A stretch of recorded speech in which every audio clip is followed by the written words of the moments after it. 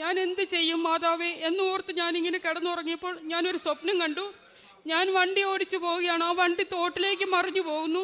അപ്പോൾ അടുത്ത് നിന്ന് എവിടെ നിന്നും ഒരു ചേട്ടൻ പറയുന്നു, കൊച്ചേതേ ബൈബിൾ നനഞ്ഞിട്ടില്ല എന്നും പറഞ്ഞ് സൈഡ് ഡോറിൽ കൂടെ ബൈബിൾ എടുത്ത് പൊക്കുന്നു. ഞാൻ ഞെട്ടി ഉണർന്നു. അപ്പോഴേ എനിക്ക് മനസ്സിലായി ബൈബിൾ നോക്കാൻ. ഉടമ്പടി എടുക്കുന്നത് ജൂലൈ 20-നാണ്. അതിനു മുമ്പ് ഞാൻ ഓൺലൈൻ ഉടമ്പടി എടുത്തിരുന്നു. ഞാൻ സൗദിയിൽ 17 വർഷമായിട്ട് മിനിസ്ട്രി ജോലി ചെയ്തുകൊണ്ടിരുന്ന സ്റ്റാഫാണ്. അവിടുന്ന് റിസൈൻ ചെയ്ത് ന്യൂസിലാൻഡിന് പോയി. അവിടെ ചെന്ന് ജോലി ലഭിക്കുമെന്നുള്ള പ്രതീക്ഷയിലാണ് നമ്മൾ ജോലി റിസൈൻ ചെയ്തത്. കുഞ്ഞുങ്ങളുമായിട്ട് ജീവിക്കണം എന്നുള്ള ആഗ്രഹത്തിന് പുറത്താണ് റിസൈൻ ചെയ്തത്. പക്ഷേ അവിടെ ചെന്നിട്ട് നമുക്ക് ജോലി ലഭിച്ചില്ല. അവിടെ വിസ പ്രോസസ്സിങ് എല്ലാം ഫ്രീസ് ചെയ്ത് വെച്ചിരിക്കുകയായിരുന്നു. അതിനുശേഷം ഞാൻ ഓൺലൈൻ ഉടമ്പടി ഉടമ്പടിയിലായിരുന്ന എൻ്റെ ഒരു കൂട്ടുകാരത്തി പറഞ്ഞ് എന്നെക്കൊണ്ട് അവൾ നിർബന്ധപൂർവ്വം ഉടമ്പടി എടുപ്പിച്ചു. ഉടമ്പടി എടുത്തതിന് ശേഷം എനിക്ക് സ്വിച്ച് ഇട്ടതുപോലെ ഞാൻ ഉടമ്പടി ജീവിതം ആരംഭിച്ചു. അതിനുശേഷം എൻ്റെ ലൈഫിൽ ഞാൻ പോലും അറിയാതെ കൊണ്ടാണ് മാതാവ് പ്രവർത്തിച്ചുകൊണ്ടിരുന്നത്. ഞാൻ എൻ്റെ ചൈൽഡ്ഹുഡിൽ മാത്രം മിണ്ടിയിരുന്ന ഒരു ഫ്രണ്ട് വഴി അതിൻ്റെ ഫ്രണ്ട് അവളെ സജസ്റ്റ് ചെയ്ത് എനിക്ക് അവിടെ നിന്ന് റെഫറൻസ് കിട്ടി, ഇൻ്റർവ്യൂ കിട്ടി. അപ്പം ഇൻ്റർവ്യൂവിന് അവർ ഡേറ്റ് തന്നിരുന്നില്ല. ഞാൻ മെയ് 27 എൻ്റെ ബർത്ത്ഡേ ഡേറ്റ് മാതാവിൻ്റെ രൂപത്തിൽ എഴുതി ഞാൻ പ്രാർത്ഥിച്ചിരുന്നു. അന്നായിട്ടും എല്ലാ പരിപാടികളും കഴിഞ്ഞിട്ടും എനിക്ക് അവിടുന്ന് ഇൻ്റർവ്യൂവോ മെയിലോ ഒന്നും വരാതിരുന്നപ്പോൾ ഞാൻ അന്ന് കരഞ്ഞു പ്രാർത്ഥിച്ചു, മാതാവേ ഞാൻ ഉടമ്പടിയിലല്ലേ, എനിക്ക് നീ ഒരു ഉത്തരം തരണമേ എന്ന് പ്രാർത്ഥിച്ചൊരു 10 മിനിറ്റ് കഴിഞ്ഞപ്പോൾ എനിക്ക് അവിടെ നിന്ന് മെയിൽ വന്നു, നിനക്ക് ഇൻ്റർവ്യൂവിന് 30-ാം തീയതിയിലേക്ക് ഞങ്ങൾ ഡേറ്റ് തന്നിരിക്കുന്നു എന്നും പറഞ്ഞ്. അങ്ങനെ 30-ാം തീയതി ഞാൻ എൻ്റെ ഫ്രണ്ടിൻ്റെ ഉടമ്പടി വസ്തുക്കളെല്ലാം അവിടെ ഉണ്ടായിരുന്നു. ഞാൻ ഉടമ്പടി തൈലം ഉപയോഗിച്ച് ഞാൻ എന്നെ സ്വയം ആശീർവദിച്ച് ഞാൻ പ്രാർത്ഥിച്ച് ഉടമ്പടി ഉപ്പുവിട്ട് ഞാൻ ഇൻ്റർവ്യൂവിനിരുന്നു. അവിടെ നിന്നും എൻ്റെ ഇൻ്റർവ്യൂ കഴിഞ്ഞപ്പോൾ അവരെന്നോട് പറഞ്ഞു, നിൻ്റെ ഹസ്ബൻഡും കൂടെ ഇവിടെ ഇലക്ട്രീഷ്യനായിട്ട് ജോലി തരാമെന്ന്. അതിനുശേഷം പിന്നെ 2 മാസമായിട്ട് അവിടെ നിന്ന് യാതൊരു വിവരവുമില്ല. അപ്പോൾ ഞാൻ മൂലം എൻ്റെ ഒരു ഫ്രണ്ടിനും കൂടെ ഞാൻ അവിടെ അവസരം ഒരുക്കി കൊടുത്തിരുന്നു. അപ്പം ഞാൻ പറഞ്ഞു, ഇനി ഇവിടെ നിന്നിട്ട് കാര്യമില്ല, നമുക്ക് നേരെ കൃപാസനത്തിൽ പോയി ഉടമ്പടി എടുക്കാം. കാരണം അപ്പോഴേക്കും ഞങ്ങളുടെ ഓൺലൈൻ ഉടമ്പടിയുടെ 3 മാസം കഴിഞ്ഞിരുന്നു. അങ്ങനെ ഞാൻ ന്യൂസിലാൻഡിൽ നിന്നും നേരെ കൃപാസനത്തിലേക്ക് വന്നു. ഞാൻ വീട്ടിലേക്ക് പോയില്ല.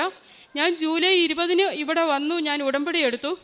അന്ന് എനിക്ക് അച്ഛനെ കാണാൻ സാധിച്ചില്ല. അവിടെ ഓഫീസിലുള്ളവർ പറഞ്ഞു, മോൾ ഇന്ന് എടുത്തതല്ലേ ഉള്ളൂ, നീ പ്രാർത്ഥിക്ക്, മാതാവ് ഇടപെടും. ഞാനങ്ങനെ എൻ്റെ ഉടമ്പടി ജീവിതം കൃത്യമായി ഞാൻ പാലിച്ചു പോന്നു.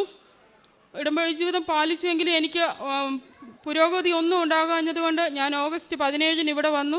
എനിക്ക് അന്ന് അച്ഛനെ കാണാൻ സാധിച്ചു. അച്ഛൻ്റെ ആശീർവാദം സ്വീകരിച്ച് ഞാൻ വീട്ടിൽ ചെന്ന് ഞാൻ 4 കെട്ട് പത്രവുമായിട്ടാണ് എല്ലാ മാസവും ഇവിടെ നിന്ന് പോകുന്നത്. കാരണം എനിക്കും എൻ്റെ ഹസ്ബൻഡിനും 2 കുട്ടികൾക്കുമാണ് ഞങ്ങൾക്ക് വിസ ആവശ്യമുള്ളത്. ഞാൻ ഹോസ്പിറ്റലുകളിൽ പത്രം എനിക്ക് അതുവരെ ലഭിച്ച ഓരോ അനുഗ്രഹങ്ങൾ പറഞ്ഞ് അവിടുത്തെ രജിസ്ട്രേഷനും ഇൻ്റർവ്യൂ മെയിൽ വന്നതും ആ കാര്യങ്ങളൊക്കെ വിശദീകരിച്ചാണ് ഞാൻ ഓരോരുത്തർക്കും പത്രം കൊടുക്കുന്നത്. പത്രം കൊടുത്തുകൊണ്ടിരുന്നതിൻ്റെ ഇടയിൽ എനിക്ക് അവിടെ നിന്നും മെയിൽ വന്നു, സുനിത നിൻ്റെ ബാക്കി കാര്യങ്ങൾ ഞങ്ങൾ പ്രൊസീഡ് ചെയ്യാൻ ആഗ്രഹിക്കുന്നു, നീ ബാക്കി പേപ്പേഴ്സ് ഡോക്യുമെൻറ്റ്സ് സെൻഡ് ചെയ്യുമെന്നും പറഞ്ഞുകൊണ്ട്. പിന്നീട് കാര്യങ്ങളെല്ലാം പടപടാന്ന് ഒരാഴ്ചക്കുള്ളിലാണ് നടന്നത്. അവിടുന്ന് എമിഗ്രേഷൻ ഏജൻറ്റ് എന്നുമായിട്ട് കോണ്ടാക്റ്റ് ചെയ്തു, ബാക്കി പേപ്പേഴ്സ് അയച്ചു കൊടുത്തു. അങ്ങനെ എനിക്ക് ഇപ്പോൾ ഓസ്ട്രേലിയക്ക് പോകാൻ ആകെ ചിലവാകുന്ന തുകയെന്ന് പറയുന്നത് 68,000 രൂപ മാത്രമാണ്. ബാക്കി എൻ്റെ ഫെസിലിറ്റിയാണ് എനിക്കുള്ള വിസയ്ക്കും എൻ്റെ ഫാമിലിക്കുള്ള വിസയ്ക്കും എല്ലാം പേയ്മെൻറ്റ് ചെയ്യുന്നത്. എൻ്റെ വിസയുടേത് ഞാൻ റിട്ടേൺ ചെയ്യേണ്ട, എൻ്റെ ഫാമിലിയുടേത് അവർ സാലറിയിൽ നിന്നും പിടിച്ചോളും. ഇവിടെ അന്ന് അച്ഛനെ കാണാൻ വന്നപ്പോൾ അവർ ന്യൂസിലാൻഡിൽ പോയപ്പോൾ എത്ര ലക്ഷമാണ് കൊച്ചേ ചിലവായതെന്ന് ചോദിച്ചു. ഞാൻ പറഞ്ഞു 12 ലക്ഷമാണ്. അത് പക്ഷേ എഴുതണ്ട, അതിന് റിട്ടേൺ കിട്ടുകയില്ല, എനിക്കത് അവിടുത്തെ രജിസ്ട്രേഷന് ചിലവായതാണെന്ന് പറഞ്ഞു.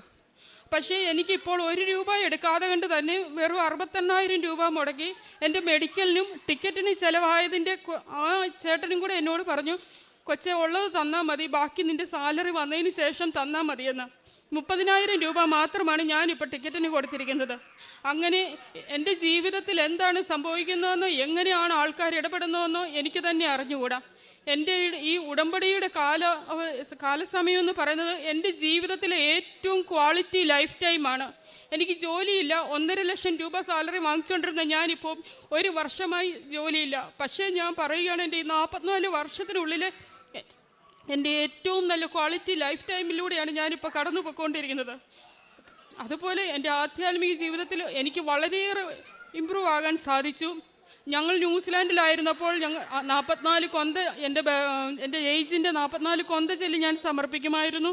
അതുപോലെ വിസയുടെ 186 എന്നാണ് നമ്പർ. അത്രയും പ്രതിഷ്ഠാ പ്രാർത്ഥന ചൊല്ലി ഞങ്ങൾ പ്രാർത്ഥിച്ചു. അങ്ങനെ പിന്നെ എല്ലാ ദിവസവും വചനം പ്രാർത്ഥിക്കാൻ സാധിച്ചു. ഒരു ദിവസം ഞാൻ നാട്ടിലായിരിക്കുമ്പോൾ വളരെ വിഷമിച്ച് ഞാൻ കിടന്നുറങ്ങുകയായിരുന്നു. ഭയങ്കരമായ ഉത്കണ്ഠയായിരുന്നു. അവിടെ നിന്ന് പേപ്പറൊന്നും വരാത്തതിൽ ഇനി എന്തു ചെയ്യും. എനിക്ക് എൻ്റെ മരിച്ചുപോയ 2 ചേച്ചികളുടെ 2 പിള്ളേരെ ഉൾപ്പെടെ പ്രൊഫഷണൽ കോഴ്സിന് പഠിക്കുന്നവരാണ്. അവരുടെ ഉൾപ്പെടെ കാര്യങ്ങൾ ചെയ്യേണ്ട ഒരു വലിയ ഉത്തരവാദിത്വമുള്ള വ്യക്തിയാണ് ഞാൻ എന്ത് ചെയ്യും മാതാവേ എന്നോർത്ത് ഞാനിങ്ങനെ കിടന്നുറങ്ങിയപ്പോൾ ഞാനൊരു സ്വപ്നം കണ്ടു. ഞാൻ വണ്ടി ഓടിച്ചു പോവുകയാണ്. ആ വണ്ടി തോട്ടിലേക്ക് മറിഞ്ഞു പോകുന്നു. അപ്പോൾ അടുത്ത് നിന്ന് എവിടെ നിന്നും ഒരു ചേട്ടൻ പറയുന്നു, കൊച്ചേ ബൈബിൾ നനഞ്ഞിട്ടില്ല എന്നും പറഞ്ഞ് സൈഡ് ഡോറിൽ കൂടെ ബൈബിൾ എടുത്ത് പൊക്കുന്നു. ഞാൻ ഞെട്ടി ഉണർന്നു. അപ്പോഴേ എനിക്ക് മനസ്സിലായി ബൈബിൾ നോക്കാനാന്ന്. ഞാൻ ഓടിച്ചെന്ന് ബൈബിൾ എടുത്ത് തുറന്നു നോക്കിയപ്പോൾ എനിക്ക് ഐശ്വര്യപൂർണമായ ഭാവി എന്നുള്ള അധ്യായമാണ് ലഭിച്ചത്. അപ്പോഴെനിക്ക് മനസ്സിലായി മാതാവ് എൻ്റെ കൂടെ തന്നെയുണ്ട്. ഞാൻ എൻ്റെ എല്ലാ ഉത്കണ്ഠകളും മാതാവിൻ്റെ രൂപത്തെങ്കിൽ സമർപ്പിച്ചു. മാതാവിനോട് പറഞ്ഞു, ഇനി എന്നെക്കൊണ്ട് ഇത് ഭാരമെല്ലാം താങ്ങിക്കൊണ്ട് നടക്കാൻ പറ്റില്ല മാതാവേ, അമ്മ തന്നെ ഇതെല്ലാം നോക്കിക്കോണം. അതിനുശേഷമാണ് ഈ കാര്യങ്ങളെല്ലാം ഇത്ര സ്മൂത്തായിട്ട് നടന്നത്. ഞാൻ എൻ്റെ ഉടമ്പടിയിൽ കാരുണ്യ പ്രവർത്തികളായിട്ട് ഒരു ബെഡ്ഡൻ അമ്മച്ചിക്ക് കെയർ കൊടുക്കാൻ പോകുമായിരുന്നു ഇടയ്ക്കൊക്കെ. അതുപോലെ ഞങ്ങളുടെ ഇവിടുത്തെ ഒരു ആശ്രയഭവൻ ക്ലീൻ ചെയ്യാനും അവിടെയുള്ള അന്തേവാസികൾക്ക് ഫുഡും വസ്ത്രവും ഒക്കെ കൊടുത്തു. അങ്ങനെ ചെറുതും വലുതുമായ കാരുണ്യ പ്രവൃത്തികൾ എന്നാലാകുന്നതൊക്കെ ചെയ്തു. എല്ലാ മാസവും 4 കെട്ട് പത്രം വീതം ഞാൻ മേടിച്ച് പള്ളികളിലും അതുപോലെ ഹോസ്പിറ്റലിലും ബസ് സ്റ്റാൻഡിലും എല്ലാം കൊടുക്കുമായിരുന്നു. എവിടെ പത്രം കൊടുക്കണ്ടെന്ന് എൻ്റെ മനസ്സ് തോന്നിക്കുന്നു അവിടെ ഞാൻ കൊടുക്കും. കാരണം അത് എൻ്റെ ഒരു കൊടുക്കാനുള്ള മടി കൊണ്ടാണ് ആ മനസ്സങ്ങനെ പറയുന്നതെന്ന് എനിക്ക് മനസ്സിലാക്കാമായിരുന്നു. പിന്നെ ഞാൻ എല്ലാ ദിവസവും അരമണിക്കൂർ വചനം വായിക്കും. 1-2 ദിവസം മാത്രമാണ് എൻ്റെ കുർബാന മുടങ്ങിയേക്കുന്നത്. എൻ്റെ കുടുംബത്തിലാണെങ്കിലും കരുണക്കൊന്ത മാത്രം ചൊല്ലിക്കൊണ്ടിരുന്നു. ശനിയോ ഞായറോ മാത്രമാണ് ഞങ്ങൾ മാതാവിൻ്റെ കൊന്ത വീട്ടിൽ കുടുംബ പ്രാർത്ഥനയിൽ ചൊല്ലിക്കൊണ്ടിരുന്നത്. ആ സ്ഥാനത്ത് ഇപ്പോൾ എല്ലാ ദിവസവും ഞങ്ങൾ കൊന്ത ചൊല്ലി പ്രാർത്ഥിക്കും. എവിടെയെങ്കിലും പോയി വൈകി വരികയാണെങ്കിൽ വണ്ടിയിൽ വെച്ച് തന്നെ ഞങ്ങൾ കൊന്ത ചൊല്ലും. അങ്ങനെ ആധ്യാത്മികമായി ഞങ്ങളുടെ കുടുംബത്തിൽ ഒത്തിരിയേറെ ആധ്യാത്മികമായി വളരുവാൻ സാധിച്ചു. അമ്മ മാതാവ് വഴി എനിക്ക് ലഭിച്ച ഈ വൻ കാര്യങ്ങൾക്കെല്ലാം ഞാൻ അമ്മയോട് വളരെയേറെ നന്ദി പറയുന്നു. അതുപോലെ ഞാൻ വചനം വായിക്കുമ്പോൾ ചില വചനങ്ങൾ ഞാൻ ക്ലെയിം ചെയ്ത് പ്രാർത്ഥിക്കുമായിരുന്നു മാതാവിനോട്. അച്ഛൻ ചൊവ്വാഴ്ച ഇവിടെ ധ്യാനത്തിൽ പറയുമായിരുന്നു, നിങ്ങൾ വചനം ക്ലെയിം ചെയ്ത് പ്രാർത്ഥിക്കണമെന്ന്. അതുപോലെ ഓരോ ചൊവ്വാഴ്ചത്തെ ധ്യാനവും കൂടുമ്പോൾ എൻ്റെ മനസ്സിലെ സംശയങ്ങളാണ് മാറിക്കൊണ്ടിരുന്നത്. അതിനൊക്കെ എത്ര കറക്റ്റായിട്ട് ആ ആഴ്ചയിൽ തന്നെ മാതാവേ മറുപടി എനിക്ക് കിട്ടുന്നു എന്നോർത്ത് ഞാൻ പലവട്ടം ആശ്ചര്യപ്പെട്ടു പോയിട്ടുണ്ട്. നമ്മൾ നേരത്തെ എപ്പോഴെങ്കിലും ഉടമ്പടി എടുത്ത് നമ്മുടെ കാര്യം നടന്നിട്ടില്ലെങ്കിൽ കൂടി നമ്മളത് വിചാരിക്കണം. അച്ഛൻ പറയുന്നത് പോലെ തന്നെ ഭൗതികമായിട്ടായിരിക്കത്തില്ല, നമ്മൾക്ക് ആത്മീയമായിട്ടായിരിക്കും അഭിഷേകം കിട്ടുന്നത്. കാരണം 2019 ഞാൻ എൻ്റെ അമ്മച്ചിയും എൻ്റെ ഹസ്ബൻഡും എൻ്റെ ഹസ്ബൻഡ് ചേട്ടനുമായിട്ട് ഞാൻ ഇവിടെ വന്ന് അവരെ കൊണ്ട് ഉടമ്പടി എടുപ്പിച്ചിട്ടുണ്ട്. എൻ്റെ ചേച്ചിക്ക് ക്യാൻസർ ആയിരുന്നപ്പോൾ. പക്ഷേ ചേച്ചി മരിച്ചുപോയി. അപ്പോൾ അവരെല്ലാം ഉടമ്പടി അതിനു മുമ്പേ തന്നെ ബ്രേക്ക് ചെയ്തു. ഞാൻ ഉടമ്പടി എടുത്തിരുന്നില്ല.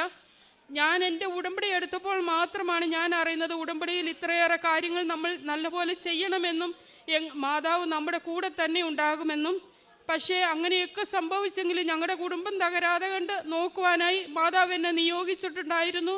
അത് എനിക്ക് മനസ്സിലായത് എൻ്റെ ഉടമ്പടി എടുത്തപ്പോൾ മാത്രമാണ്. അങ്ങനെ എനിക്ക് ആരെങ്കിലും ഉടമ്പടിയിലൂടെ ഇത് കൃപാസനത്തോട് ഒരു മനസ്സിലൊരു മടുപ്പ് തോന്നിപ്പോയിട്ടുണ്ടെങ്കിൽ അവർ തിരികെ വന്ന് മാതാവിനോട് ക്ഷമ ചോദിച്ച് നമ്മൾ യഥാർത്ഥ ഉടമ്പടി ജീവിതം നയിക്കണം. അപ്പോൾ മാത്രമാണ് നമുക്ക് മാതാവിൻ്റെ സാന്നിധ്യം ലഭിക്കുക. നമുക്ക് ഭൗതികമായ അനുഗ്രഹം മാത്രമല്ല, നമ്മളൊന്ന് ഉടമ്പടി ജീവിതം വിശ്വസ്തയോടുകൂടി പാലിച്ചാൽ മാതാവും ഈശോയും നമ്മുടെ കൂടെ ഓരോ നിമിഷവും നിൽക്കും എന്നുള്ളതിന് ഉത്തമ സാക്ഷിയാണ് ഞാൻ. എനിക്ക് ലഭിച്ച എല്ലാ അനുഗ്രഹങ്ങൾക്കും ഞാൻ മാതാവിന് ഈശോയ്ക്കും കോടാനുകോടി നന്ദി പറയുന്നു.